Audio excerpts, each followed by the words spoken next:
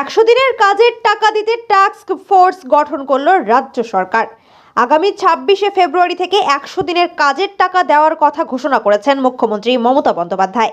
সেই কাজ করতেই গঠন করা হয়েছে এই টাস্ক ফোর্স। এই টাস্ক ফোর্সের মাথায় রয়েছেন পঞ্চায়েত সচিব পি উলগান্থন। তার সঙ্গে ওই কমিটিতে রয়েছেন আরও 3 জন IAS আধিকারিক। সরকারি সূত্রের খবর, মোট 8 জন সরকারি আধিকারিক এই টাস্ক ফোর্সে কাজ করবেন। নবান্ন সূত্রের খবর, টাকা দেওয়ার কাজ নির্বিঘ্নে করতেই এই টাস্ক ফোর্স গঠন করা হয়েছে। গ্রামাঞ্চলের মোট 24,50,00,000 মানুষ এই টাকা পাবেন। 21শে ফেব্রুয়ারি থেকে 100 দিনের কাজের জন্য 21 লক্ষ শ্রমিককে টাকা দেওয়ার কথা ঘোষণা করেছিলেন মুখ্যমন্ত্রী। কিন্তু সরকারি সমীক্ষায় দেখা যায়, কেন্দ্রীয় সরকার অর্থ না দেওয়ায় টাকা পাননি 24 লক্ষের বেশি শ্রমিক।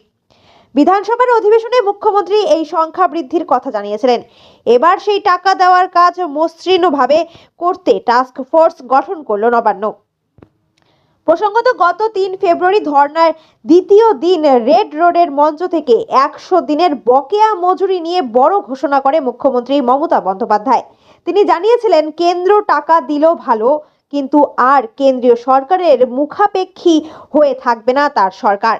রাজ্যে যে 21 লক্ষ মানুষের 100 দিনের কাজের মজুরি বকেয়া রয়েছে, তা মেটাবে নবান্নই। মমতা বলেন, 21 লক্ষ মানুষের ব্যাংক অ্যাকাউন্টে 21শে ফেব্রুয়ারি বকেয়া মজুরির টাকা পৌঁছে যাবে। 100 দিনের প্রকল্পের পাওনা নিয়ে রাজ্যের শাসক দলের তৃণমূলের বক্তব্য মূলত দুটি। এক, কাজ করানোর পরেও মজুরি আটকে রেখেছে। 2, গত 3 বছর ধরে কেন্দ্রীয় সরকার কোনো টাকা না পাঠানোয় রেগার কাজ স্তব্ধ হয়ে রয়েছে, যার সরাসরি অভিঘাত পড়ছে গ্রামীণ অর্থনীতিতে। মমতা শনিবার স্পষ্ট করে দিলেন, বকেয়ার দাবিতে তার এবং তাদের আন্দোলন চলবে।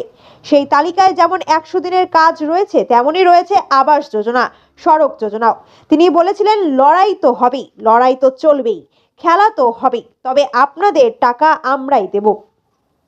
21 লক্ষ মানুষের বকেয়া মজুরি 21শে ফেব্রুয়ারি তাদের ব্যাংক অ্যাকাউন্টে আমরাই পাঠিয়ে দেব। সেই কাজই এবার শুরু করলো নবান্ন।